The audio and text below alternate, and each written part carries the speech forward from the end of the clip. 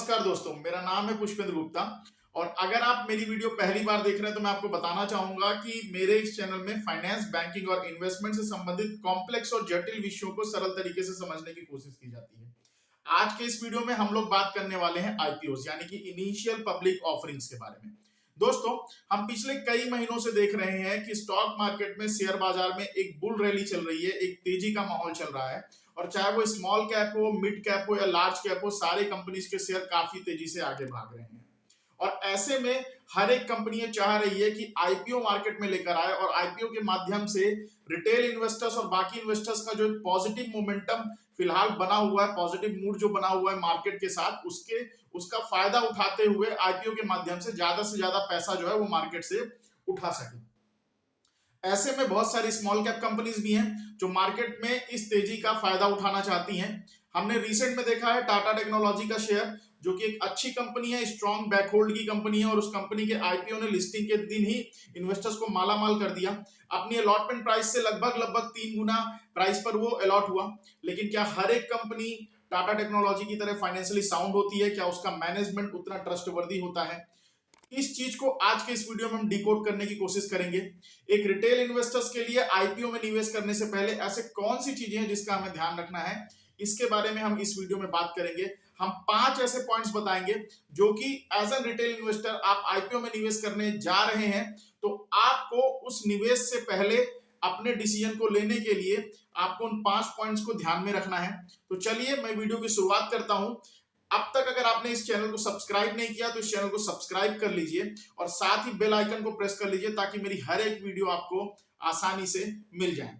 तो चलिए वीडियो की शुरुआत करते हैं। तो एज एन रिटेल इन्वेस्टर जब आप आईपीओ में निवेश करने जाते हैं तो आपको कई बातें ध्यान रखनी है, और उसमें पहली बात है understand the companies financial health.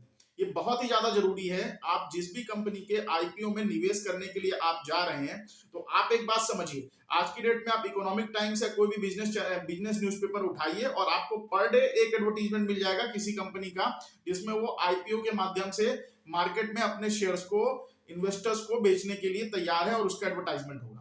Company अपने बारे में हमेशा अच्छा बताएगी, कंपनी अपने बारे में जो है ज्यादा से ज्यादा प्रचार करेगी, बाकायदे पीआर को हायर करके रखेगी ताकि ज्यादा से ज्यादा लोग जो है उस शेयर्स के लिए अपनी बोली लगाएं, एप्लीकेशन लगाएं।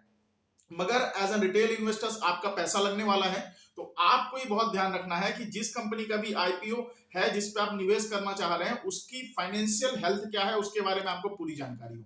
आपको ये समझना जरूरी है कि कंपनीज पिछले 3-4 सालों में उसकी सेल्स ग्रोथ किस तरीके से है, कंपनी प्रॉफिट किस किस माध्यम से कमा रही है और प्रॉफिट का ग्रोथ क्या है, कंपनी का कर्ज कहीं बढ़ तो नहीं रहा है, कंपनी के जो बायर्स हैं वो बायर्स कहां से आते हैं, कंपनी अपनी सेल्स कहां से जनरेट करती है, कंपनी को संभालने वाला मैनेजमेंट कैसा है, मैनेजमेंट का बैकग्राउंड कैसा है, और कंपनी के फाउंडर कौन है, और कंपनी में अभी तक कौन से ऐसे इन्वेस्टर्स हैं जिन्होंने उस कंपनी को खड़ा किया और एज एन इन्वेस्टर्स उस कंपनी के साथ काम कर रहे हैं। तो कंपनी की फाइनेंशियल हेल्थ और कंपनी की मैनेजरियल हेल्थ, मैनेजर बैकग्राउंड जानना बहुत जरूरी है अगर आप किसी आईपीओ में निवेश करने जा रहे हैं। इसके साथ ही एक दूसरा महत्वपूर्ण पॉइंट है, वो है investigate the use of IPO proceed. IPO के माध्यम से कंपनी पैसा मार्केट में लेने के लिए आती है। कंपनी के लिए आईपीओ के माध्यम से लिया हुआ पैसा, शेयर के माध्यम से लिया हुआ पैसा काफी सिक्योर्ड पैसा होता है, क्योंकि उस पर उनके ऊपर ऑब्लिगेशन नहीं होती कि आपको प्रॉफिट कमा के ही वो देगी, ना ही उनको कोई ब्याज चुकाना है। लेकिन ऐसे में एज एन रिटेल इन्वेस्टर्स आपका ये जानना जरूरी है कि भाई कंपनी आपसे जो पैसा ले रही है उस पैसे को वो निवेश कहां करने वाली है। कहीं ऐसा तो नहीं कि आईपीओ के माध्यम से जो पैसा आने वाला है कंपनी उस पैसे को अपने कर्ज को खत्म करने के लिए इस्तेमाल करेगी। कहीं ऐसा तो नहीं कि कंपनी के रिटेल इन्वेस्टर्स जो हैं वो अपने शेयर्स को आईपीओ के माध्यम से बेच रहे हैं, जिसे हम ऑफर फॉर सेल कहते हैं। तो कहीं आईपीओ ऑफर फॉर सेल के लिए तो नहीं है कि एज ए रिटेल इन्वेस्टर आप कंपनी में निवेश कर रहे हैं, बट कंपनी के एग्जिस्टिंग निवेशक जो है, इन्वेस्टर्स हैं, वो अपने शेयर्स जो है उसे बेचकर वो पूरा का पूरा पैसा जो है वो अपना अपना प्रॉफिट खड़ा करके वो कंपनी से किनारे हो जाए, या कंपनी उस पैसे का इस्तेमाल अपने बिजनेस को और बढ़ाने के लिए, नई फैक्ट्रियां खोलने के लिए, नई ब्रांचेस खोलने के लिए इस्तेमाल करने वाली है ताकि कंपनी की ग्रोथ हो। तो जो भी आईपीओ की प्रोसीड है वो उसके माध्यम से कंपनी जो भी पैसा लेने वाली है उस पैसे को कहां इस्तेमाल करने वाली है, इसकी जानकारी होना बहुत ज्यादा जरूरी है। तीसरी चीज, एसएस लॉकअप पीरियड एक्सपायरी। अब ये लॉकअप पीरियड एक्सपायरी क्या होती है?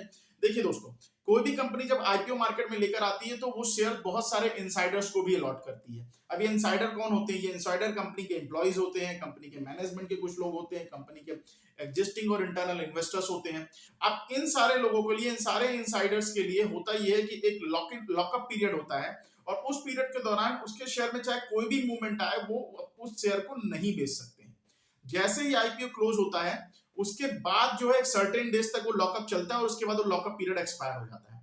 अब जब लॉकअप पीरियड एक्सपायर होता है तो होता क्या है, अगर आईपीओ ने बहुत शेयर्स ने अच्छा काम करके रखा हुआ है या शेयर्स नीचे भी चल रहा है, शेयर्स के प्राइसेस अच्छे नहीं भी हैं, तो भी ये जो इनसाइडर्स होते हैं इसमें से काफी लोग चाहते हैं कि भैया मैं इस शेयर को मार्केट में बेचकर जो भी रेट है मैं अपना पैसा खड़ा करके किनारे हो जाऊं। तो जैसे ही लॉकअप पीरियड एक्सपायरी होती है वैसे एक साथ काफी तेजी से सेल आती है और सेल आने के माध्यम से क्या होता है, क्योंकि ज्यादा शेयर मार्केट में एक साथ आ जाते हैं तो प्राइसेस काफी तेजी से नीचे चली जाती है। तो एज एन आईपीओ इन्वेस्टर अगर आपको कुछ शेयर अलॉट है और आप सोच रहे हैं उस शेयर को आपको लंबे समय तक के लिए होल्ड करना है, आपको लॉकअप पीरियड एक्सपायरी के बारे में जानकारी होना बहुत जरूरी है। कहीं ऐसा ना हो कि आप शेयर को होल्ड करते रहे, कंपनी के इनसाइडर्स जो है लॉकअप पीरियड एक्सपायरी होते, लॉकअप पीरियड खत्म होते ही वो सारे शेयर बेचकर निकल जाएं और शेयर धड़ाम से नीचे गिर जाए। चौथी चीज जिसकी जानकारी बहुत ज्यादा जरूरी है वो है इवेलुएट मार्केट कंडीशंस। देखो दोस्तों, जब चीजें बुरी होती, जब चीजें अच्छी होती हैं तब एक बुरी चीज भी बहुत अच्छी तरीके से परफॉर्म करती है, लेकिन किसी भी चीज की मजबूती तब आकी जा सकती है जब परिस्थितियां और मार्केट की कंडीशंस उसके विपरीत हो। तब उन कंडीशंस को वो किस तरीके से हैंड होल्ड कर पाती है, उस वक्त समझ में आता है कि कोई भी कंपनी फाइनेंशियली या कोई भी कंपनी फंडामेंटली कितनी स्ट्रांग है। तो आपको मार्केट कंडीशन को भी इवेलुएट करना जरूरी है कि कहीं किसी कंपनी की प्रॉफिट या किसी कंपनी के आईपीओ की हाइप कुछ सिर्फ इसलिए तो नहीं बनी है कि मार्केट बहुत पॉजिटिव रिएक्ट कर रहा है और बस उसी पॉजिटिव रिएक्ट में एक मोमेंटम बना हुआ है और बस कंपनी आके बस आईपीओ में रिटेल इन्वेस्टर से पैसा लेके बस निकलने वाली है। तो मार्केट की कंडीशन जो है उसको इवेलुएट करना बहुत ज्यादा जरूरी है। आपने देखा होगा बहुत सारी कंपनियां अपने आईपीओ को टाल देती हैं जब मार्केट की कंडीशन खराब होती है। पांचवा पॉइंट जो बहुत ज्यादा जरूरी है वो है research the companies industry and competition. Company जिस इंडस्ट्री में परफॉर्म कर रही है, जिस इंडस्ट्री में अपना व्यापार कर रही है, उसके बारे में जानकारी होना बहुत ज्यादा जरूरी है। साथ ही ये जानकारी होना जरूरी है कि कंपनी को कंपटीशन किन किन कंपनियों से मिल रहा है। इससे आपको ये अंडरस्टैंडिंग मिल जाएगी कि कंपनी अभी तक जब तक उसका आईपीओ मार्केट में नहीं आया तब तक अपने कंपटीटर से क्या डील कर पा रही है, क्या अपने कंपटीटर से आगे निकल पा रही है, क्या अपने कंपटीटर से ज्यादा प्रॉफिट बना पा रही है। और उसके बाद ये स्पेसिफिक नॉलेज होना भी जरूरी है कि कंपनी जिस इंडस्ट्री में ऑपरेट कर रही है उस इंडस्ट्री का फर्दर ग्रोथ मोमेंटम क्या है। उदाहरण के लिए अगर मैं आपसे विंड एनर्जी की बात करूं तो बहुत सारी कंपनियां जो विंड एनर्जी में काम कर रही हैं, हो सकता है पर्टिकुलर कंपनी जो है अपने कंपटीटर से बहुत अच्छा परफॉर्म कर रही हो, फाइनेंशियली साउंड हो, लेकिन अगर एज एन विंड एनर्जी की इंडस्ट्री की बात की जाए तो आज के डेट में विंड एनर्जी की ग्रोथ उतनी तेजी से नहीं हो रही जितनी ग्रोथ सोलर एनर्जी सेक्टर की हो रही है। तो आपको कंपनी की इंडस्ट्री जिसमें वो परफॉर्म कर रही है और साथ ही साथ कंपटीशन, इन दोनों चीजों को ध्यान रखना है। इसके बाद ही आप डिसाइड कर पाइए कि आप उस आईपीओ में निवेश करना है कि नहीं करना। तो दोस्तों ये कुछ 5 पॉइंट है जिसको आप किसी भी आईपीओ में निवेश करने से पहले आपको ध्यान रखना है।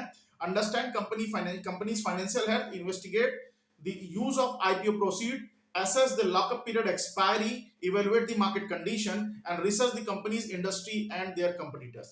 उम्मीद करता हूं ये वीडियो आपके लिए काफी यूजफुल रही होगी। आप इस वीडियो को अपने दोस्तों, अपने मित्रों और अपने भाइयों के साथ भी शेयर कर सकते हैं। चैनल को आपने अभी तक सब्सक्राइब नहीं किया तो इस चैनल को आप सब्सक्राइब कर लीजिए। मुझे आप इंस्टा में भी फॉलो कर सकते हैं, इंस्टा में मेरा हैंडल नीचे दिया हुआ है। Thank you so much.